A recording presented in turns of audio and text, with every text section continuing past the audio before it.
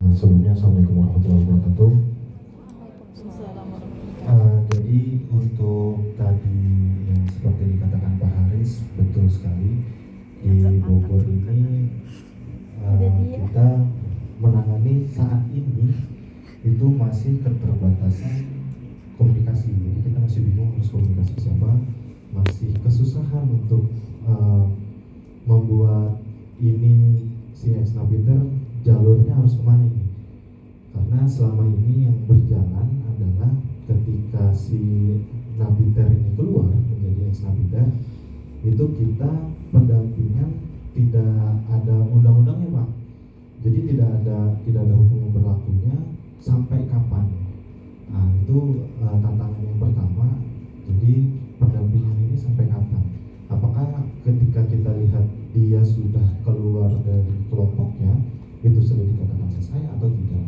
Nah itu kita butuh bantuan dari bapak ibu sekalian untuk kita mengambil hati lah kepada dia, melakukan komunikasi untuk supaya dia keluar dari jaringannya.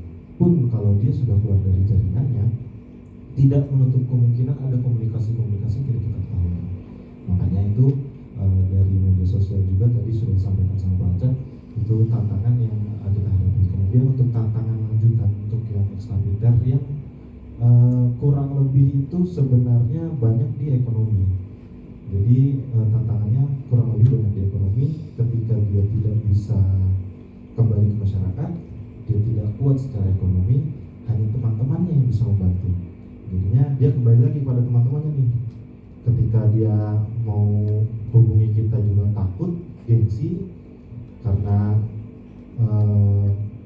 di pikirannya mereka mungkin yang nganggap saya kok dia, masa saya minta tolong ke dia kan gitu. Jadi dari yang kemarin udah ikut pelatihan di Bogor kota ya, di Pakuan ex napiter juga akhirnya curhat ke kita, Pak itu bagus tuh Pak, bisa dilanjut, bisa dikomunikasikan lagi.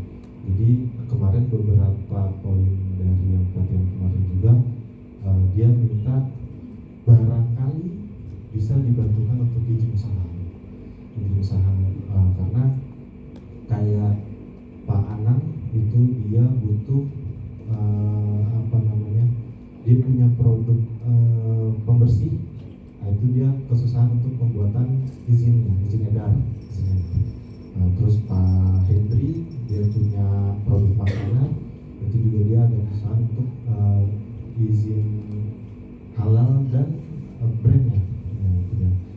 Kemudian untuk yang selanjutnya, karena berbasis ekonomi, mau sekolah nih anaknya, bingung lagi dia mau gimana. Akhirnya komunikasi dari kita yaitu baik tadi kita masih agak kebingungan harus menghubungi siapa. Kasus kemarin itu Pak Munir kalau nggak salah, itu anaknya mau masuk sekolah, masuk SMP. Untungnya pihak sekolah mau membantu.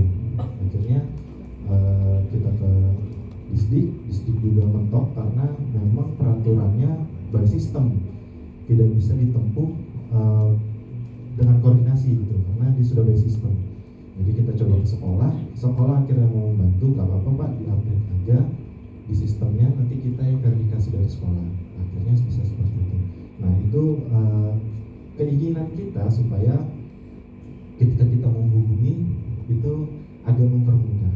Jadi seperti Pak Acep bilang tadi, untuk komunikasi itu perlu sangat perlu untuk kita membangun registrasi untuk para ex napiter. Begitu Pak Aris kurang lebih.